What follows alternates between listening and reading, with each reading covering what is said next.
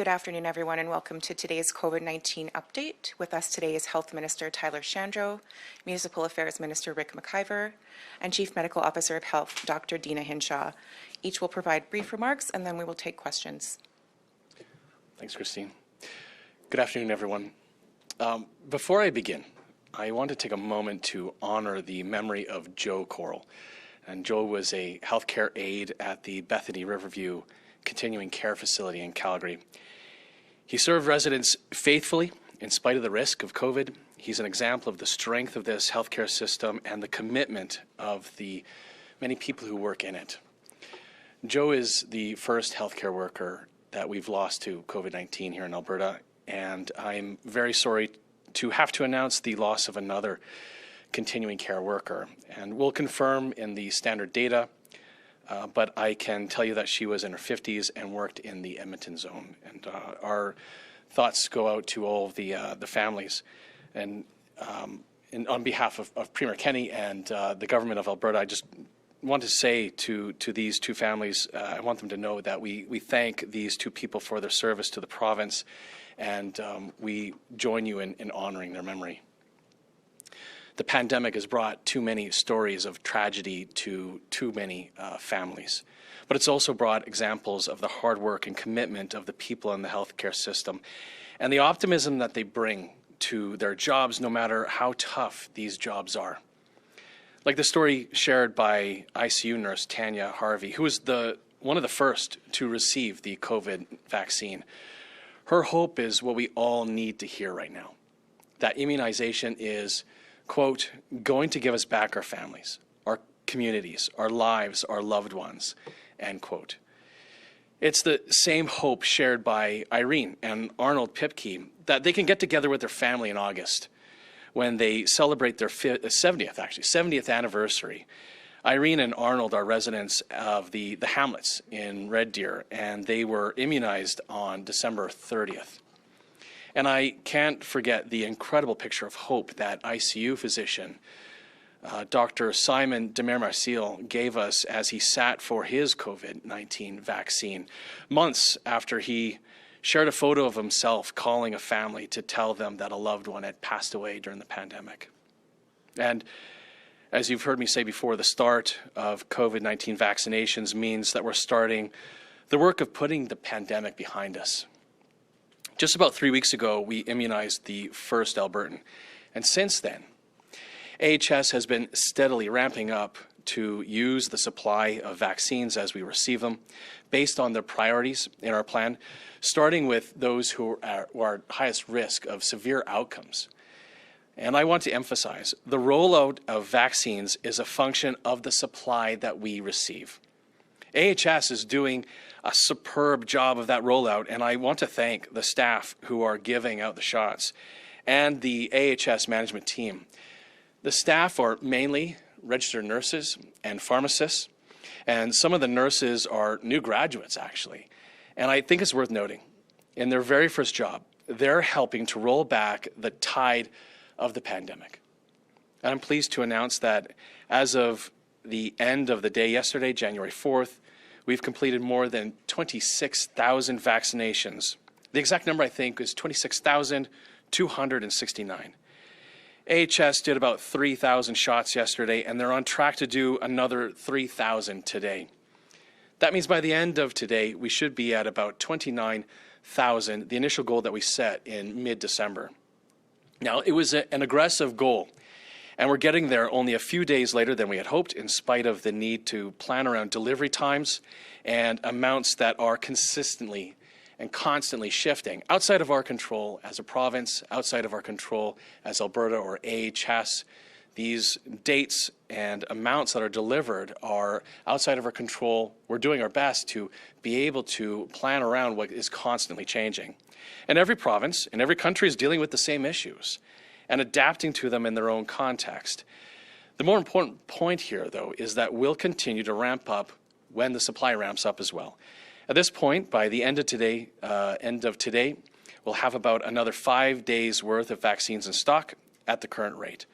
So the work will continue, and AHS will ramp up as it's needed. In fact, I was just told on my way over here that we've confirmed the next shipment is on its way. It's in the air as we speak. And I hope to see the daily number increase, but I emphasize again, it depends on when the shipments come. Our commitment is the same as it's been from the start. We'll get the vaccines out as soon as we get them in. Starting this week, Phase 1A will include immunization of healthcare workers in home care and emergency departments. In February, we hope to begin Phase 1B, which will see the immunization of seniors who are age 75 and older, residents age 65 and over in First Nations reserve communities and Métis settlements, and healthcare workers in medical, surgical, and COVID-19 units or operating rooms. We're also finding ways for our immunization program here in Alberta to be more efficient and to bring the vaccines to where people are. Alberta Health Services has launched an online appointment booking tool for healthcare workers. Now, this new tool is available to eligible healthcare workers by invitation only at this time to book their COVID-19 immunization from their phone or from their computer. AHS is doing everything they can to immunize as many people as possible with the available vaccines, including providing immunizations in the evening, on the weekends, on holidays, including the vaccines that they provided on New Year's Day. They're working across every zone to give the shots at more locations. There are currently 45 sites across the province, and more will be added as more vaccine becomes available to Alberta. AHS has been working closely with the continuing care operators to facilitate immunization on site of their staff and their residents. And finally, AHS is actively recruiting additional staff to join their team of immunizers. They've made a tremendous start at the work of protecting the most vulnerable Albertans and the most critical frontline healthcare workers. For now, though, it's up to us to continue to hold back the pandemic, and we're doing that. We're doing just that. We asked Albertans to protect the healthcare system by limiting their contacts and driving the cases down, and the numbers are coming down. To be clear, they're still too high. We need them a lot lower. And I don't want to jump the gun. The numbers from the holidays have some uncertainty in them because of the low number of tests, and there's a real risk of an increase due to the holidays. But we turned the corner on cases before Christmas, and lower case numbers have also changed the curve of cases coming into hospitals. They're still far too high, but they're flattening. And if we stick at it, they'll come down. I want Albertans to know the efforts they've made are worth it. We're on a bad course, or we were on a bad course in mid-December, and we've changed it.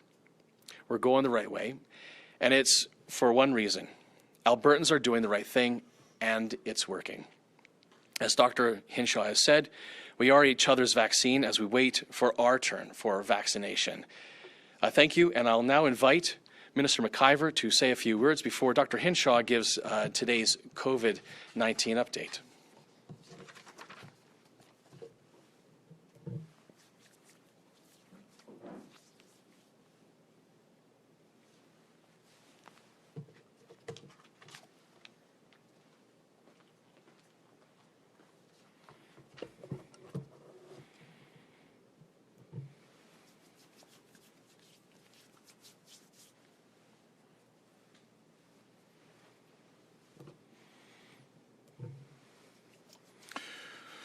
Thank you, Minister Shandro.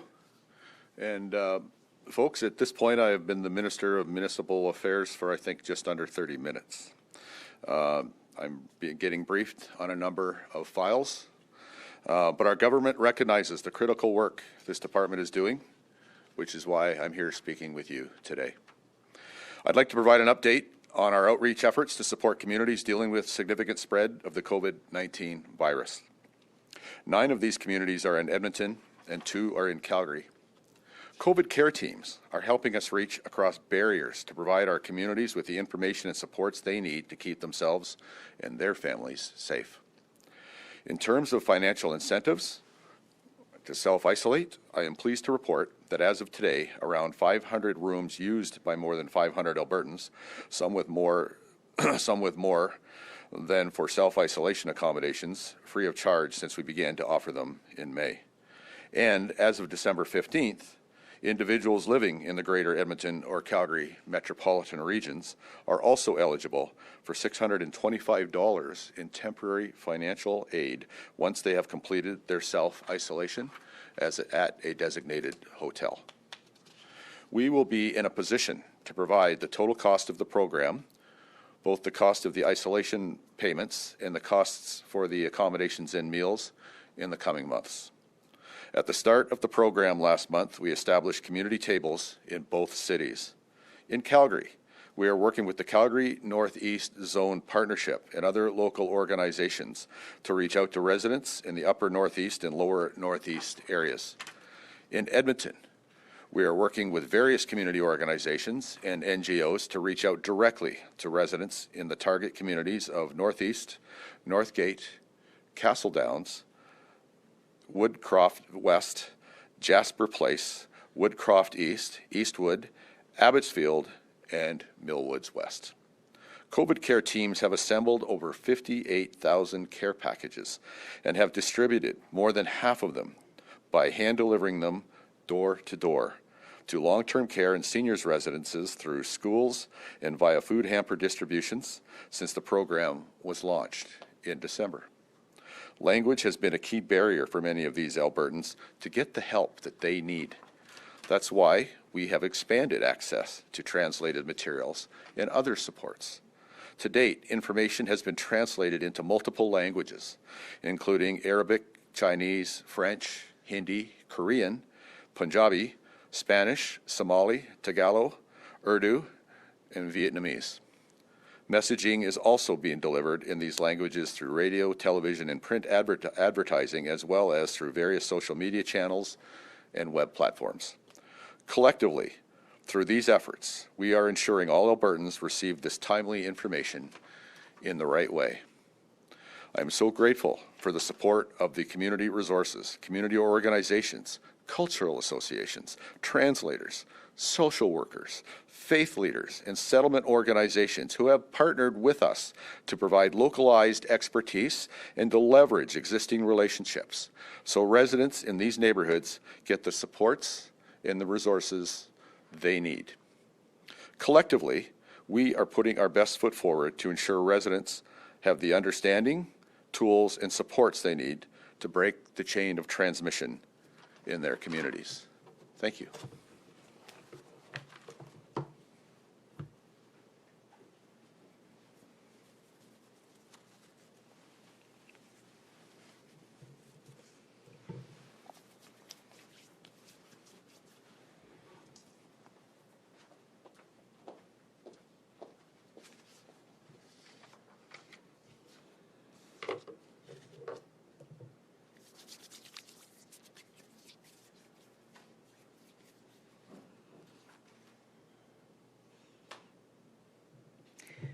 Thank you, Minister. As this is my first update of 2021, I want to wish all Albertans a Happy New Year.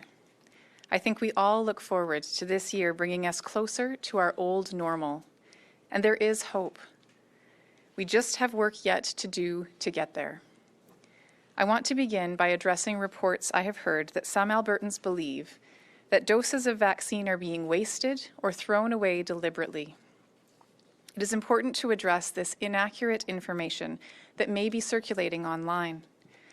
We are working hard to immunize Albertans as quickly and safely as possible.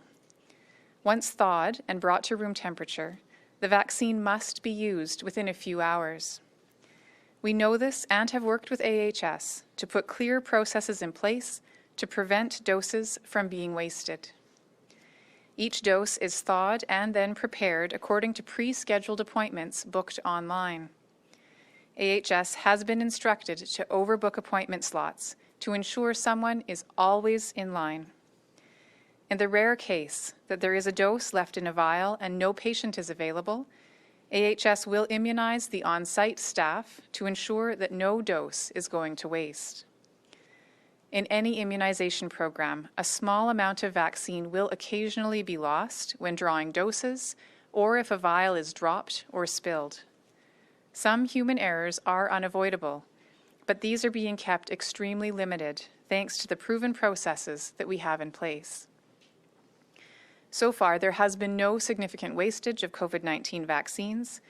The small proportion of doses that have been lost is lower than what we see in an average influenza season and is a testament to the steps that AHS has put in place. Every dose counts, and we want to immunize as many Albertans as possible. We will keep looking for ways to reduce waste as more vaccines arrive. I want to ask Albertans who see concerning facts online to please check those facts before sharing reports broadly, as rumors can spread and can be harmful. Turning to today's update. Over the last 24 hours, we have identified 843 new cases of COVID-19 in the province and completed more than 10,300 tests. Overall, our current positivity rate is about 8.2%. Our healthcare system remains under significant pressure with 919 people in hospital, including 140 who have been admitted to the ICU. Sadly, 26 new deaths were reported to us in the last 24 hours. We have had more than 1,100 deaths due to COVID-19 in this province. My heartfelt condolences go to the family and friends of these individuals, and also to anyone who is mourning the loss of someone they loved. Over this last year, this virus has tested each and every one of us. The way we were used to interacting with each other and the world around us changed dramatically. This is a new year, but there is still a stretch of hard road before us. COVID-19 is still here and still threatens our health system and the well-being of our friends, family, and neighbors. We are seeing a stabilization in cases, with occasional days of low new cases due to lower testing volumes. But overall, new case numbers, hospitalizations, and ICU admissions for COVID-19 are still very high in our province. Similarly, while vaccines are arriving, shipments are limited, and it will be months before we will be able to offer immunization to the general population. While we work to offer vaccine to those at highest risk, we must continue to act as the vaccine for each other right now. Please keep following the public health measures in place and limit your in-person interactions whenever possible. That is the only way to protect our health system, protect each other, and limit the spread in the weeks ahead. Thank you, and we'll be happy to take questions. To those on the line, we ask that you be brief, limit yourself to one question, and indicate who you are directing your question to.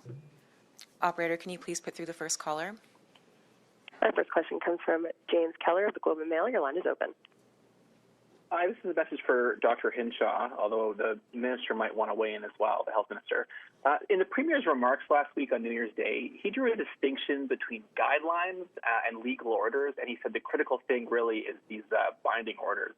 So how do you think Albertans should view your voluntary guidelines, whether about travel or anything else? And do you worry that this kind of messaging will make it more difficult to rely on voluntary measures, as the province has for much of the summer, as the pandemic goes on? We strive in the information that we put online from the office that I work with to make sure that the information is as robust as possible and as complete as possible with respect to those measures that will reduce our case numbers. So what I would say to Albertans with respect to when they're wondering what they should do, I would say that there is a suite of legal orders. There's also very specific sector-specific guidelines that are referenced within some of those orders. And then there are the recommendations that we have on the site. And what I would urge all Albertans to do is to consider how they can adopt as many of those recommendations as possible while following, again, the legal orders which are non-negotiable, because, again, we really have to collectively work together to bring the spread down. I don't know if Minister Shandro.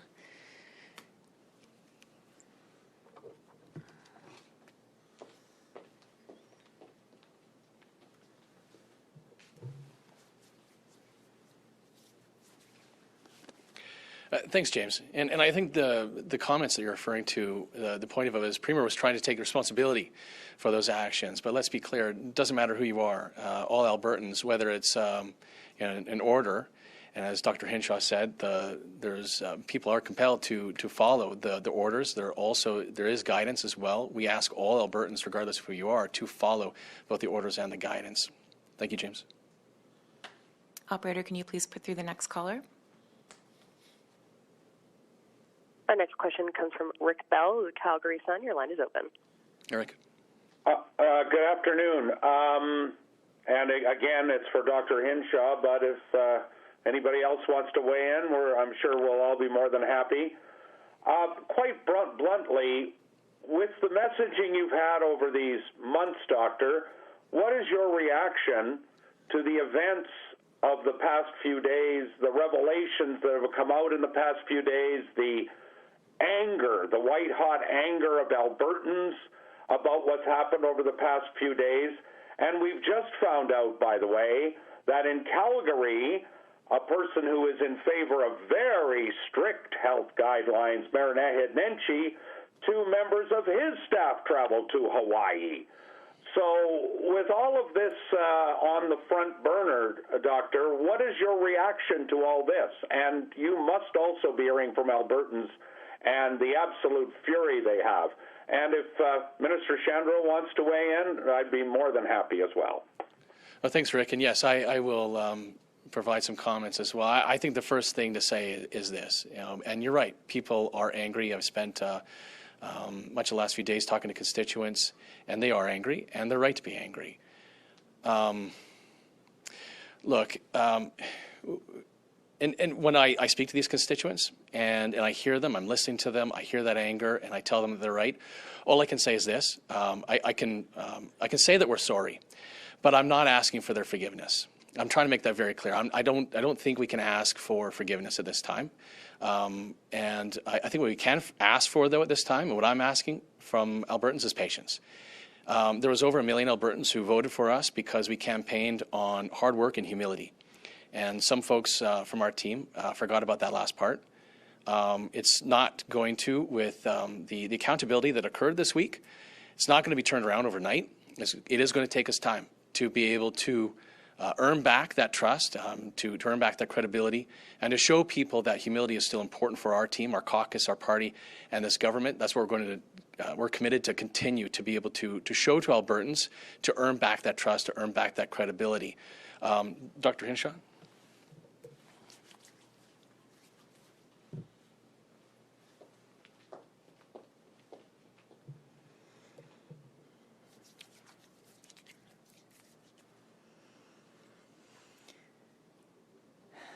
Thanks, Rick. And I would echo what the minister said with respect to understanding why Albertans are so angry about this. I think what I would say about that is that we're all so tired. We're all tired of the restrictions. We're tired of COVID, and I think that sometimes, as you know, I often, when I've stood up here, have asked Albertans to be compassionate with each other. When we all make mistakes and when we do things that we shouldn't do. And so today, like every other day, I'm going to say I can absolutely understand that anger. I also know that all of us, all Albertans, are really sick and tired of COVID. And sometimes that leads to lapses in judgment. And so I guess I would just ask Albertans to take a deep breath and continue to look towards that common goal of getting through COVID together, and knowing that we do need to look to that public health guidance, look to those measures as the roadmap that will get us through.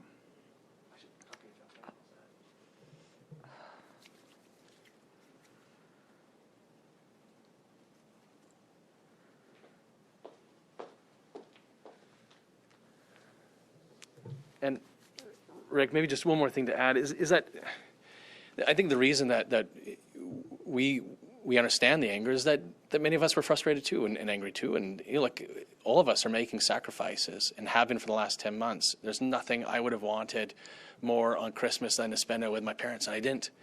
And, that sacrifice that my kids made to not see their grandparents for Christmas for the first time. And it's frustrating. It's tough for all of us making these sacrifices. And I think that's why people have been angry, and rightfully so. And I think that's why, but I guess my message again to Albertans is that it is working, and thank you for these sacrifices. So thank you for the question, Rick.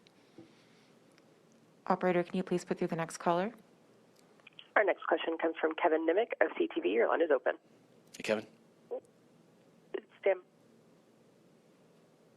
First, when do you plan to announce if the current restrictions will be extended, and why are you celebrating using 56% of the current supply of vaccines? Is the goal not to do much more than that if the supply from the federal government is solid? Thanks, Kevin. Sorry, the first question again, or maybe the first question was? When do you plan to announce if the current restrictions will be extended? The Cabinet COVID Committee is meeting again later on this week. We will be reviewing some of the data that we see from over the holidays. As I mentioned, I think Dr. Hinshaw has as well, that we have to be careful. Some of this, the reliability of some of the holiday testing has to be looked at in a particular way, because not as many people wanted to get tested during the holidays. But we're going to look at that data. We're going to be reviewing it either this week or next week. But these restrictions are at least in place until January 12th. And look, Kevin, we're proud on a per capita basis to have immunized more Albertans than any other country any other province than the province that's the size of Vulcan County. We are doing much better than every province because of the amazing work that our frontline healthcare workers, those registered nurses and those other immunizers are doing. And it's time for us to celebrate the hard work that those immunizers are doing to get into continuing care facilities, to take care of the most vulnerable, to take care of the workers there, and to get AHS employees in our ICUs and emergency rooms vaccinated. That's what we're celebrating, that hard work that they're doing. So thank you, Kevin. Operator, can you please put through the next caller? Our next question comes from Julia Wong of Global News. Your line is open. Hi, this question is probably for the health minister, but if Dr. Hinshaw also wants to chime in. We've heard several times in the past that the province was prepared for vaccines. So how do you explain to Albertans why the staffing levels were not initially there for faster distribution? And how quickly will the province be able to scale up to 4,000 vaccinations a day, which is what the Premier had mentioned? And Minister Shandro, you said that there was another shipment in the air. So how many doses are in this next shipment? Thank you, Julia. A lot of questions there. Let's see if I can remember them all. So, look, we did have the workforce capacity. As I said, and I think you asked this as well in the press conference that we had between Christmas and New Year's, is that a lot of this is numbers of shipments and the number of amounts that we're receiving of doses, being able to coordinate if doses arriving from Pfizer on one day and then the next day, or Moderna on one day and the next day, how many of those doses arriving, when they're arriving, are out of our hands. But we do have the workforce capacity, and I think that's proven by the fact that we, other than PEI, on a per capita basis, have more Albertans immunized, and we have more of the vaccines out the door than those other provinces on a per capita basis, as particularly if you look at our comparative provinces, and that's what we're proud of. Julia, you'll have to remind me again of your other questions there. Is that all right? Is Julia still on the line? Yep, okay. Do you mind reminding me of your other question? Yes. You said that there was another shipment in the air, so how many doses are in this next shipment?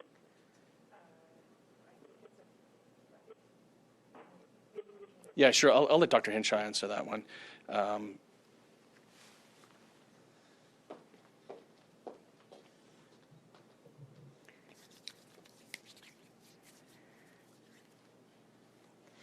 So this week, the shipments that are on their way are Pfizer doses, and I believe we're expecting about 13,000 doses this week.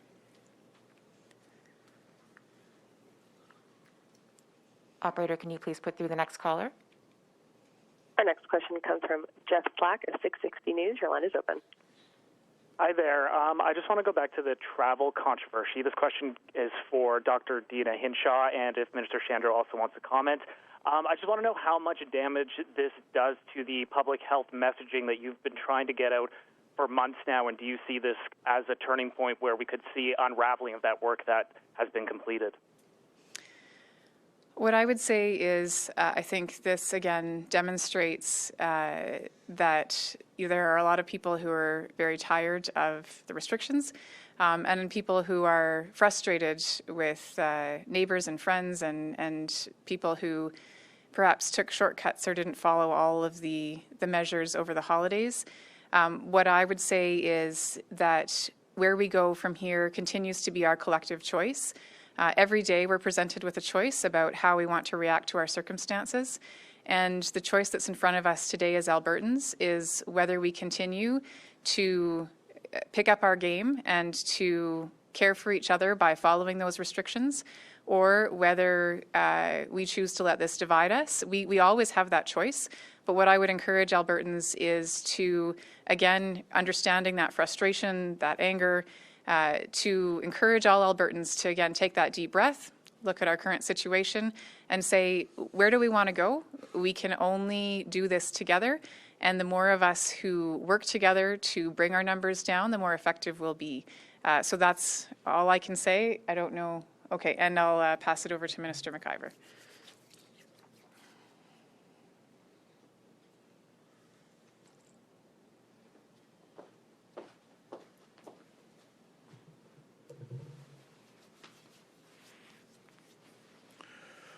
Thank you for the question.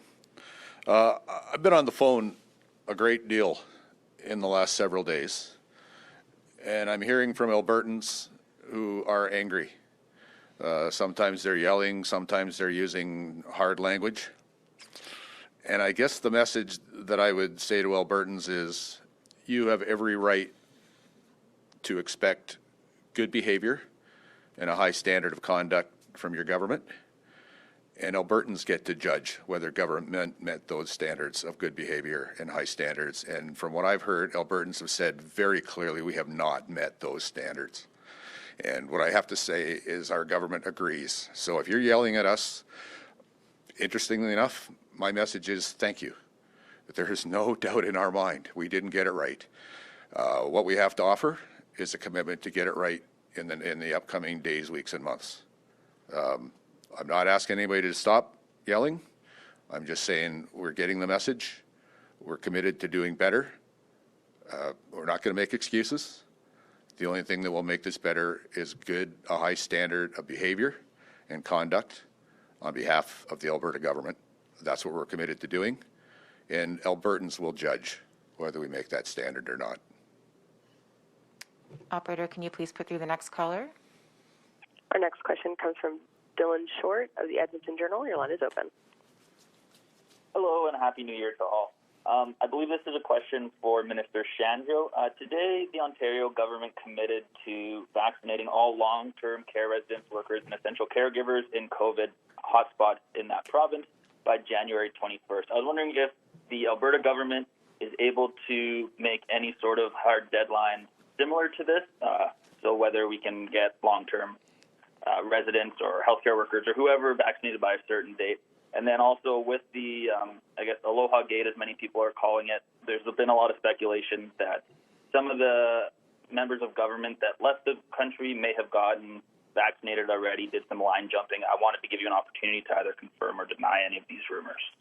Well, the last question first. It's not true. Nobody's jumped the line. Our vaccinations have been provided to long-term care residents and the staff there, and AHS staff. It's healthcare workers and those who are most vulnerable who are getting the vaccinations. Sorry, Dylan, the first question again, I don't know why my memory is... Dylan, do you mind? This is the third time I'm asking somebody to repeat their question. The first question again, Dylan?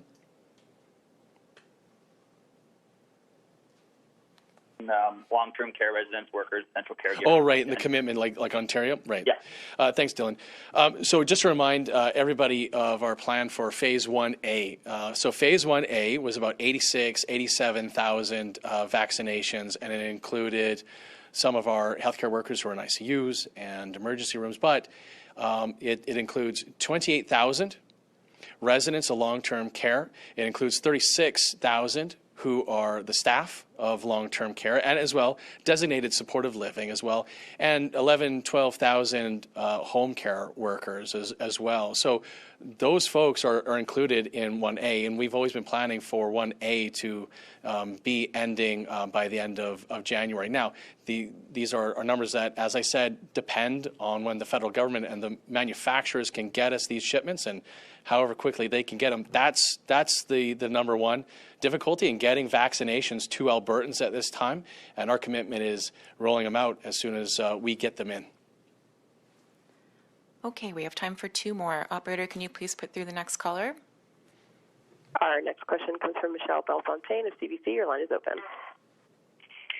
Oh, hi there. I have a question for both Minister McIver and Minister Shandro.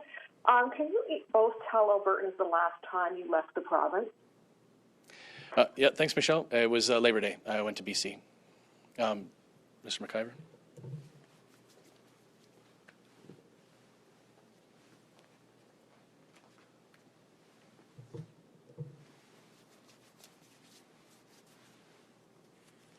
Thanks, Michelle. For me, the last time I left the province, I believe, was November 5th. My mother is severely ill, and I went to Ontario to see her.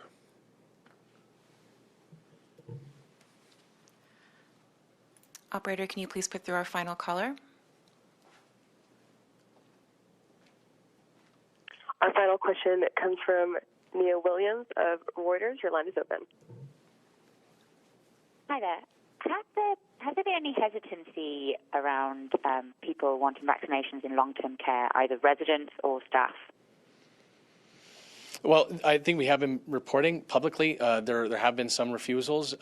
Thankfully, Albertans have a higher interest, and we saw that through the seasonal flu. We saw more Albertans getting and wanting the seasonal flu vaccine than we have seen in previous years. Part of that is the hard work of our community pharmacists, who are able to communicate to Albertans the positives of taking care of not just themselves but their loved ones around them. So haven't seen any concerning numbers about the refusals at this time. We also do have some residents, it should be noted, in continuing care who may not have capacity to provide consent to the healthcare worker or the immunizer, in which case then we look to their loved ones to be able to provide that consent for them.